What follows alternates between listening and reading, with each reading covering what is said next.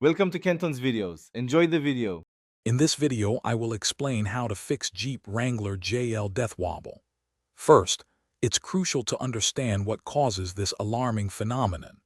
Death wobble is a severe, uncontrollable vibration in your Jeep's front end, often triggered by hitting a bump at higher speeds. It's not just uncomfortable, it's a significant safety hazard that demands immediate attention. We'll guide you through diagnosing and resolving this problem step by step, ensuring your Wrangler JL drives safely again. The first step in fixing death wobble is a thorough inspection of your front suspension and steering components. Begin by checking your track bar.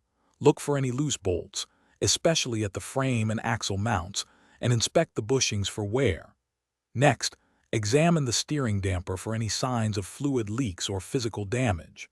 Finally, carefully check your ball joints and tie rod ends for any excessive play or looseness, as these are common culprits. Once you've identified the problematic components, it's time for repairs. If your track bar bushings are worn, replace them, or consider upgrading the entire track bar for a more robust solution. A damaged steering damper should always be replaced, ideally with a heavy-duty aftermarket option designed to better absorb vibrations. Additionally, upgrading your ball joints and tie rod ends to more durable versions can significantly enhance your Jeep's stability and prevent future issues.